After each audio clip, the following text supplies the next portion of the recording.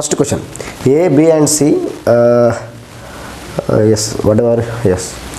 A, B and C catered a business with investment of 4,200, 8,400 and 5,400 respectively.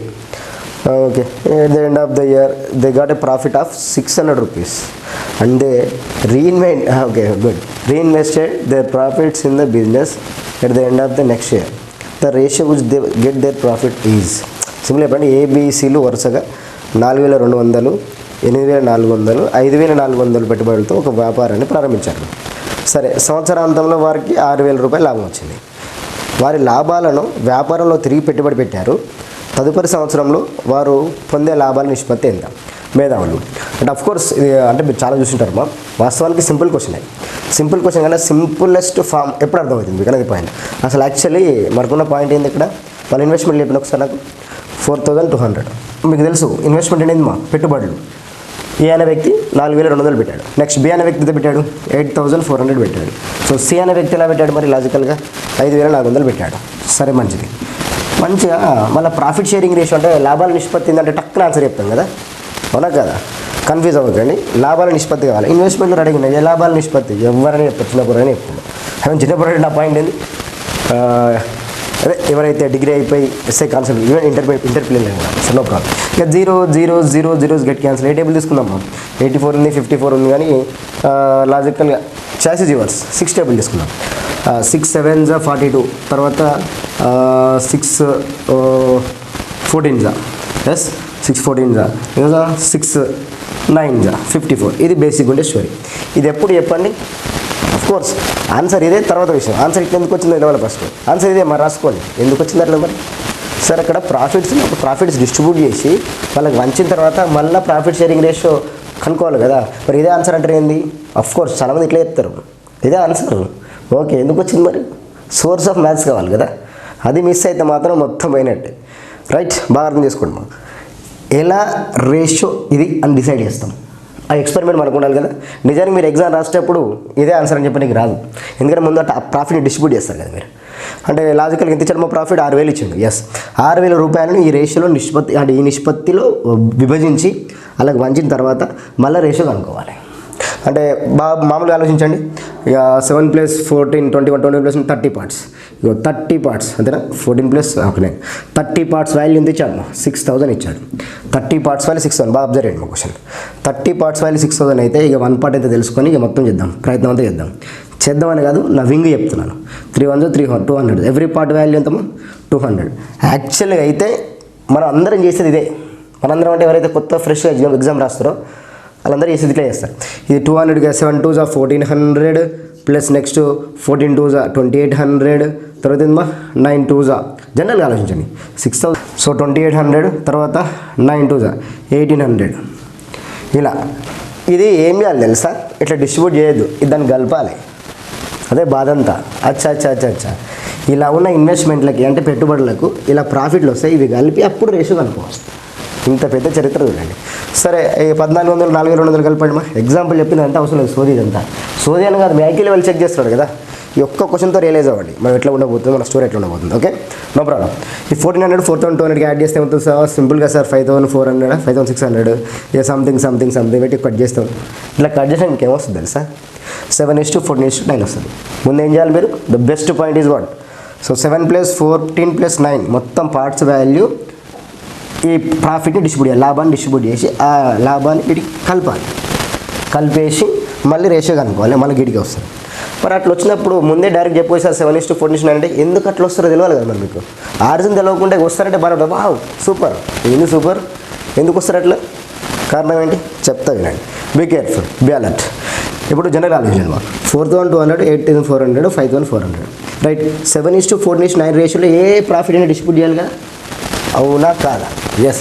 అప్పుడు 7 + 14 + 9 మొత్తం ఎన్ని parts? 30 parts value. వాడు 6,000 వేయలేదు, 30 రూపీస్ ఇచ్చిన అనుకుందాం. 30 రూపీస్ ఇచ్చి అనుకుందాం, ప్రాఫిట్ మొత్తం 30 రూపీస్ అనుకుందాం.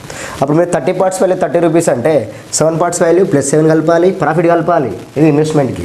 మళ్ళీ ఇక్కడ 7 కలపాలి, మళ్ళీ ఇక్కడ 9 కలపాలి, అంతే కదా మరి. 7 ఇక్కడ చూడండి, ఇక్కడ 14 ఎస్ 14 కలపాలి, ఇక్కడ 9 కలపాలి. ఇక్కడ ఏ రేషియో ఉందో ఆ రేషియో ప్రకారం కలుపుకుంటామని. 30 పార్ట్స్ 30 రూపీస్ ఇస్తే 30 రూపీస్ 6,000 10,000 20,000 ఇవ్వండి. ఇదే రేషియో ప్రకారం దీన్ని కలపాలి. కలిపినాక ఒక్కసారి బాగా అబ్జర్వ్ చేయండి. వెరీ ఇంటెలిజెంట్ క్వశ్చన్ అది. చాలామంది కన్ఫ్యూజ్ అవుతారు. అస్సలు కన్ఫ్యూజ్ అవ్వకండి. ఏది చేసినా కూడా మల్టిపుల్ ఆఫ్ 7 అవునా, మల్టిపుల్ ఆఫ్ 14, మల్టిపుల్ ఆఫ్ 9 ఇవే తీసుకుపోయి కలపాలి. అవునా కాదా చూద్దాం. 7 + 7 ఎంత బాగా ఆలోచించండి. 14, 14 + 14 ఎంత 28, 9 + 9 ఎంత 18. మళ్ళీ సేమ్ 2 టేబుల్ రాదా? ఏ రేషియోలో అయితే వాల్యూ ఉందో ఆ రేషియోలో కలిపినప్పుడు మళ్ళీ ఆ రేషియో అదే వస్తుంది. 2 టేబుల్ కట్ చేయండి. 2 7s 2 14s 2 9s. ఇది సింపుల్ కాన్సెప్ట్. ఈ కాన్సెప్ట్ ఎప్పుడు ఎక్కుతుంది మీకు? ప్రాక్టీస్ చేస్తున్నప్పుడు ఎక్కుతుంది. కావాలని కన్ఫ్యూజన్ లేదా? అయితే మీరు రియలైజ్ చేయాల్సిన పాయింట్ ఏంది? వాడు ఎంత ప్రాఫిట్ ఇచ్చినా కూడా ఈ రేషియో ప్రకారంగానే డిస్ట్రిబ్యూట్ చేసి అంటే విభజించి దాన్ని తీసుకుపోయి దాన్ని కలపాలి. కలిపి అంటే 4200కి 8400కి 5400కి మొత్తం కలుపుకుంటూ వచ్చి దాన్ని మొత్తం విడ తీసుకుంటూ వచ్చి అప్పుడు మళ్ళీ రేషియో కనుక్కోవాలి. మనకి ఎక్కువ వస్తారు. అంటే మీరు అర్థం చేసిన బేసిక్ పాయింట్ ఏంటి? అకార్డింగ్ టు ఇన్వెస్ట్మెంట్ రేషియో పెట్టుబడులను బట్టే ప్రాఫిట్ని డిస్ట్రిబ్యూట్ చేస్తారు. ఎస్, కానీ ఇక్కడ మనోడు ఏం చేసిండు? పెట్టుబడులు ఇచ్చి లాభాల నిష్పత్తి ఎంత అంటాడు. ఏమంటున్నాడు? కొంత లాభం ఇచ్చాడు, ముగ్గురికి వంచి అప్పుడు మళ్ళీ లాభాల నిష్పత్తి చెప్పమంటున్నాడు. ఏది వంచినోడు ఇదే రేషియోలో క్యాలిక్యులేట్ చేయాలి, ఇదే రేషియోలో యాడ్ చేయాలి. మల్టిపుల్ ఆఫ్ దిస్ నెంబర్స్ వస్తాయి. ఈ పాయింట్ ఎప్పుడు రిలైజ్ అవుతుంది మీకు? చెప్పినప్పుడు బాగానే అనిపిస్తుంది, రియలైజ్ అవ్వండి. ఇన్వెస్ట్మెంట్ రేషియోని బట్టి ప్రాఫిట్ని డిస్ట్రిబ్యూట్ చేయాలి. ఎంత ప్రాఫిట్ కూడా ఇదే రేషియో ప్రకారం డిస్ట్రిబ్యూట్ చేసి మళ్ళీ కలపాలి. కాబట్టి డబుల్ త్రిబుల్ అవుతుంది. మళ్ళీ కట్ చేసి గడికి వస్తాం. రైట్, ఈ క్వశ్చన్ నెంబర్ 1 కనుక మీకు క్లారిటీ వచ్చిందనుకో ఇక మిగతా క్వశ్చన్ చూడండి ఉంటాయి. రైట్, నిజానికి చాలా ఈజీ వచ్చింది మన నిన్నట్టు వరి. Ready, let's go for next question. Constable లెవెల్లో ఉన్నది ఇది 2022 కానిస్టేబుల్ తెలంగాణలో. ఇంకో క్వశ్చన్, నెక్స్ట్ క్వశ్చన్ ఏంటంటే a rectangular plot of dimensions 210 meters into 120 meters is divided into actually into అన్నది బై అని చెప్పాలి. 120 meters by 120 210 meters by 120 meters divide into 4 equal parts by 2 roads each width 12 meters running in the middle of it, one parallel to the length and another parallel to the breadth. చాలాసార్లు విన్నాం ఇట్లాంటి questions. అది mensuration part ఇది.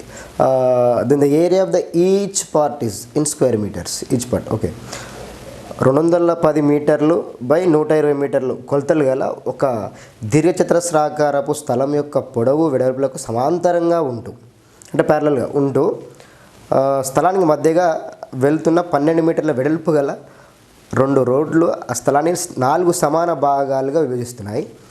అయితే ఒక్కొక్క భాగం అడుగుతున్నాం. ఒక్కొక్క భాగం యొక్క వైశాల్యం చదరపు మీటర్లో ఎంత?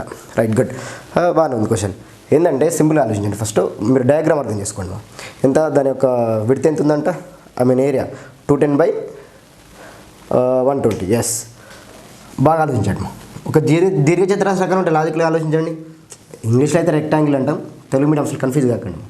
సో దాని యొక్క పొడవు ఎంతంట? 210 మీటర్లు. 210 మీటర్లు. దాని వెడల్పు ఎంత? 120 మీటర్లు. ఇంతవరకు బాగానే ఉంది. సూపర్, నైస్ థాట్, అంతా బాగానే ఉంది. కాకపోతే ఇక్కడ ఏం జరిగిందంటే వీటి మధ్య రకంగా 2 రోడ్లు పోతున్నాయంట. అదే చాలా ఇంపార్టెంట్ టాస్క్. ఎట్లా పోతున్నాయి అంటే మధ్య రకంగా ఎగ్జాక్ట్లీ మధ్యలో పోతున్నాయంట. ఎంత ఉందంటే దాని విడత ఎంత ఉందంటే చూడండి, బాగా ఆలోచించండి. 12 మీటర్లు. 12 మీటర్లు. ఇక్కడ కూడా మధ్య నుంచి ఎగ్జాక్ట్గా మళ్ళీ 12 మీటర్లు. ఇట్లా 2 రోడ్లు పోతున్నాయి. రైట్, అయితే మనోడు ఏమడుగుతున్నాడు? ఈ 2 రోడ్లు పోయిన తర్వాత కూడా అట్లా కాకుండా 4 సమాన భాగాలు విభజించినప్పుడు ఈ ఒక్కొక్క భాగం యొక్క వాల్యూ ఎంత అంటున్నాడు, అంటే వైశాల్యం ఎంత, ఏరియా ఎంత అని అడుగుతున్నాడు. ఇక సింపుల్గా ఆలోచిస్తే ఈ ఒక్క పార్ట్ ఏ పార్ట్ చూసుకున్నారు సమానంగా ఉంటుంది కదా. అలా రావాలంటే జనరల్గా మనకు వచ్చిన ఐడియా ఏంటి? సో మొత్తం ఏరియా కనుక్కుందాం ఫస్ట్.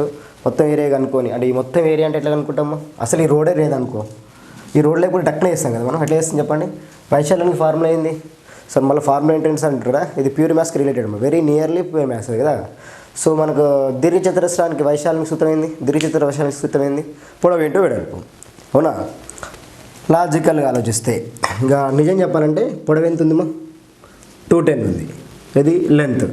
సో మన బ్రెడ్త్ ఎంత ఉంది చెప్పండి? 120 ఉంది. ఇట్లా వేసి బై 4 కొడితే అయిపోతుంది కదా సార్ అనిపిస్తుంది మీకు. అవును, బై 4 కొడితే ఒక్కొక్క భాగం వస్తుంది అని అనిపిస్తుంది. కానీ మధ్యలో ఈ రోడ్లకు వాల్యూ లేదు కదా. ఆ రోడ్లకు ఉన్న వైశాల్యాన్ని మేనేజ్ చేయాలి. అంటే ఏరియా, ఈ రోడ్లకు ఉన్న ఏరియాని మేనేజ్ చేసినాం అనుకో, మిగిలిన వాల్యూని బై 4 కొడితే సరిపోతుంది. ఈ రోడ్లు లేకుండా బాగుండు, బై 4 కొడతాం. 210 into 120 కొట్టి బై 4 కొడితే అయిపోతుంది. కానీ ఈ ఏరియాకి అట్లే పెట్టి దీంట్లో నుంచి ఒక వాల్యూ తీసేయాల్సి వస్తుంది. అందరు చేసే విధంగా చేద్దాం మనం. అంటే ఇలా ఈ రోడ్డుకు వైశాల్యం లేదు కాబట్టి ఈ ఏరియాని మేనేజ్ చేద్దాం. ఎక్కడి నుంచి? మొత్తం ఏరియా నుంచి ఈ మొత్తం ఏరియా నుంచి ఏది మైనస్ చేయాలమ్మా బాగా ఆలోచించండి.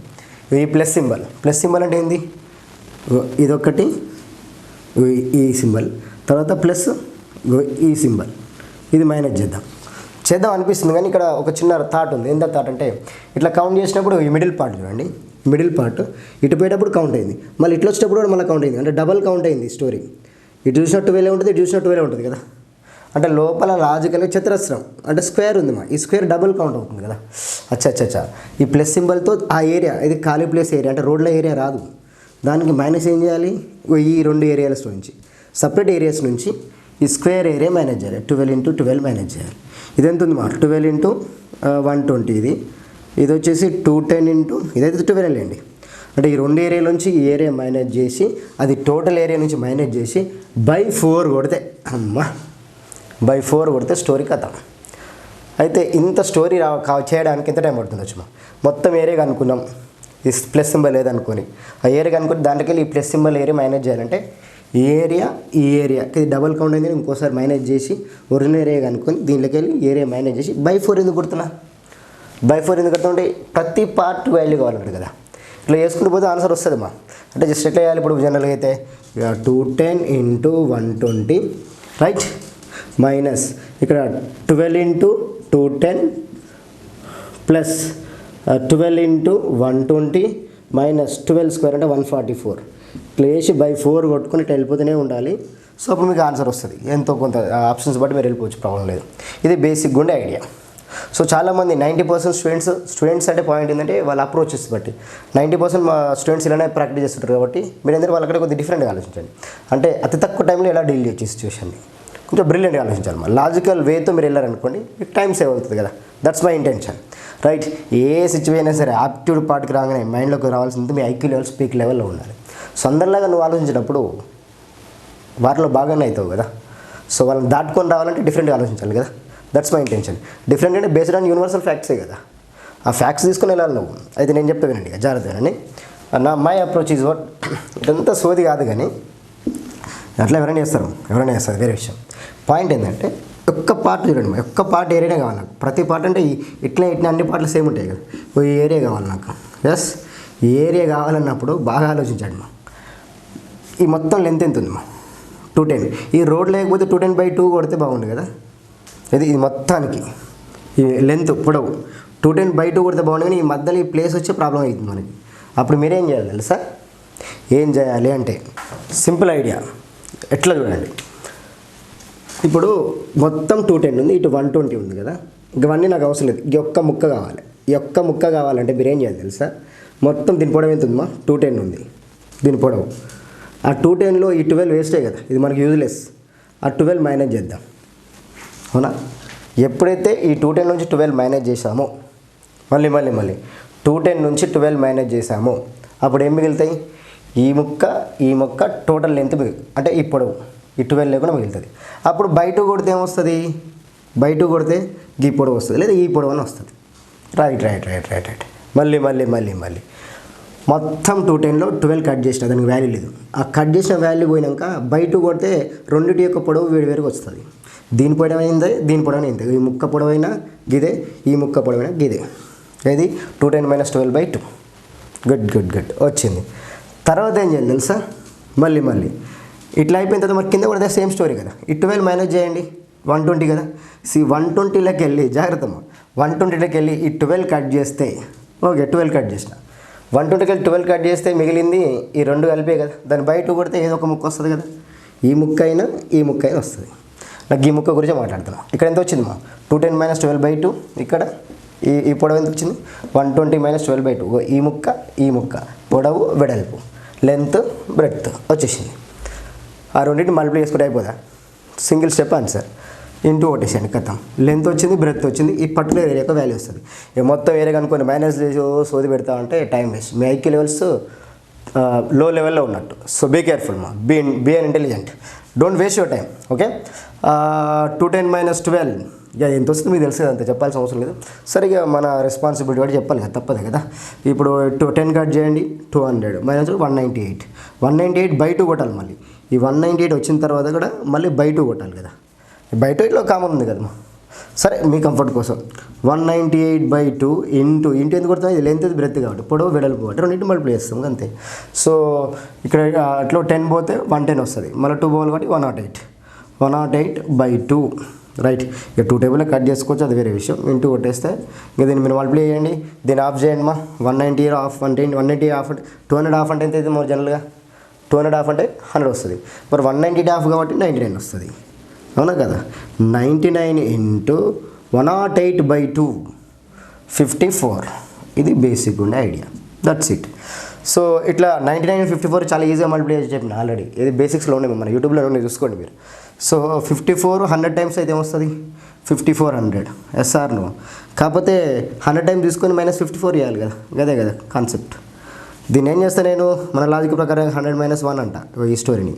అంటే 54 100 టైమ్స్ తీసుకోవాలి, -54 చేయాలి. 5400 - 54 వచ్చేసి కేల్కతం దుకాన్ మాల్ 46. అంటే ఎంత వస్తుంది మా 5000. ఏదైతే సోది అవసరం చెప్పండి. 5346 స్క్వేర్ సెంటీమీటర్స్. దేని భాగం వచ్చింది, ఈ పర్టికులర్ ముక్క యొక్క భాగం వచ్చింది. సో ఈ లెవెల్లో మీరు బాగా ప్రాక్టీస్ చేస్తూ వెళ్తే ఎంత పెద్ద ఎగ్జామ్ అయినా, ఏ కాంపిటేటివ్ ఎగ్జామ్ అయినా ఈజీగా క్రాక్ చేయొచ్చు, right. This is a story of what ఈ సింపుల్ క్వశ్చన్. సో నెక్స్ట్ క్వశ్చన్కి వెళ్దాం ఒకసారి.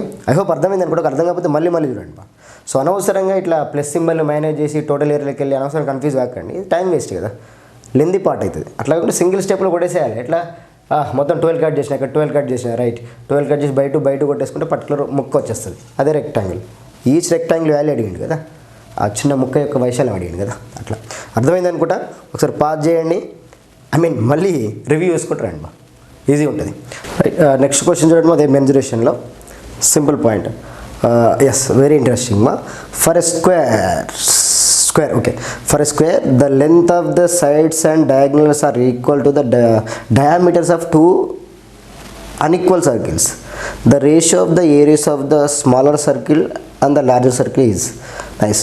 ఒక చతురస్రం యొక్క భుజము మరియు వికర్ణముల పొడవులు, డయాగ్నల్స్ అంటాము. ఓకే, పొడవులు రెండు అసమాన వృత్తాల వ్యాసాలకు సమానమైతే, వ్యాసాలు అక్కడ వ్యాసార్థాలకు కాదు, వ్యాసాలకు సమానమైతే చిన్న వృత్తం మరియు పెద్ద వృత్తాల వైశాల్యాల నిష్పత్తి కావాలా. బాబా ఏం లేదు, సింపుల్ పాయింట్ ఏంటంటే, నిజానికి పెద్ద బుద్ధతనం ఎడుగురకు అనేది సోది క్వశ్చన్ అంటే simple question.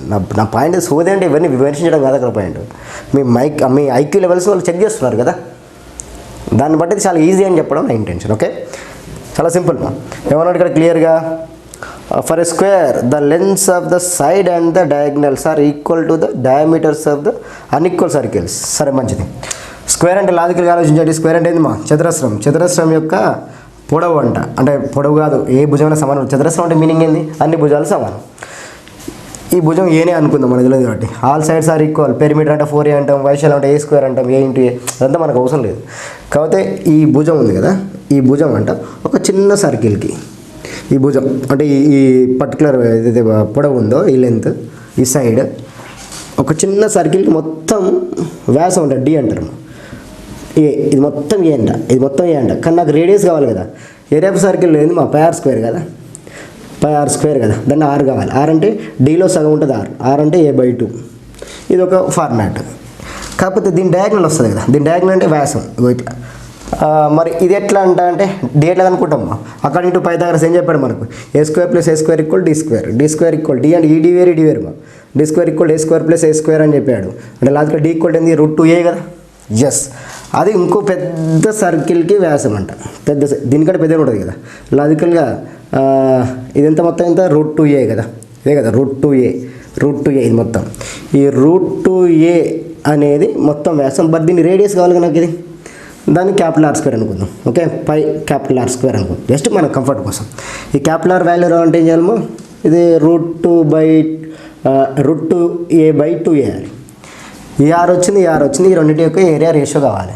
Smaller circle to bigger అన్నాడు, బిగ్గర్ టు స్మాలర్ అన్నాడు. చాలా ఇంపార్టెంట్. ఏమన్నాడు, చిన్న వృత్తం మరియు పెద్ద వృత్తం, ఎస్, స్మాల్ అండ్ బిగ్ యొక్క రేషియో కావాలి. సింపుల్ ఆలోచిస్తే ఇది మన ఈ సూత్రాలు ఎందుకు తీసుకుంటారు మినిట్, ఇదేంది very near to pure maths, right. Mensuration part ఇది, అసలు కన్ఫ్యూజ్ అవ్వకండి. సరే, నో ప్రాబ్లం. ఇప్పుడు నాకు ఏ అంటే తెలుసు, a/d ఏం తీసుకున్నట్టే స్మాల్ r వాల్యూ ఒక సర్కిల్కి, అంటే ఒక వృత్తానికి వ్యాసార్థం, రైట్. √2a అంటే ఏంటి, దీని యొక్క మన ఏంది స్క్వేర్ యొక్క స్టోరీ, ఆ స్క్వేర్ యొక్క స్టోరీ ఆ డయాగ్నల్ని తీసుకొని ఈ డయామీటర్ ఈక్వల్ చేసి దాని రేడియస్ కనుక్కున్న √2/2a/2 వచ్చింది. ఇక మనకు రేషియో కావాలి కదా, కమాన్ రేషియో అంటే ఉంది πr², స్మాల్ తీసుకో ఫస్ట్, r² అంటే లాజికల్గా a/2 రైట్. ఆ పైతో పని లేదు కానీ తప్పదు కదా, క్యాపిటల్ R² √2/2a², చూడండి √2/2a² of course, πr², small circle big circle.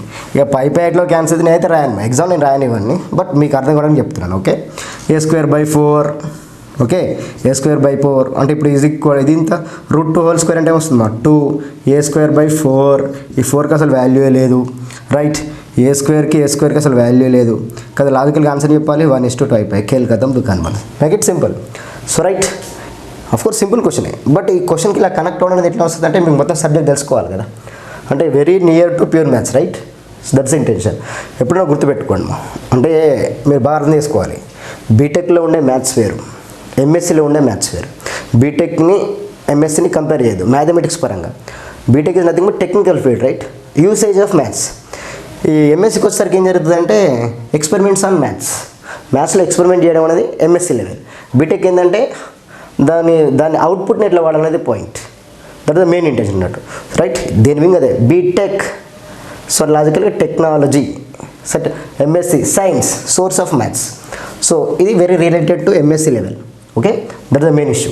So నేను నాట్ వరకు అసలు కన్ఫ్యూజ్ అవ్వకండి. Okay right, let's go for next question. చూడండి ఇక్కడ నెక్స్ట్ క్వశ్చన్ ఏంటి, ఆల్రెడీ మన క్యాలెండర్స్ క్వశ్చన్ మీది, ఆల్రెడీ చాలాసార్లు మనం విని ఉన్నాం, ఇది ప్రాబ్లం లేదు. ఆల్రెడీ మన వీడియోస్లో ఆల్రెడీ నేను చెప్పాను, అప్డేట్స్ ఇచ్చేసాను మీకు. So after 2022 the next immediate calendar year which will be 2022, అంతే సింపుల్.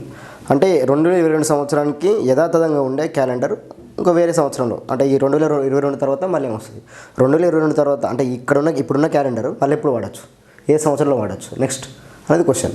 మీకు ఆల్రెడీ చెప్పాను, గుర్తుకుందో లేదో ఒకసారి. ఏది ఓల్డ్ స్టూడెంట్స్ ఎవరైతే బిగినర్స్ ఉన్నారో పర్టికులర్ క్యాలెండర్ యొక్క ఇయర్ మెన్షన్ చేసినప్పుడు మీరు ఏం అర్థం చేసుకోవాలంటే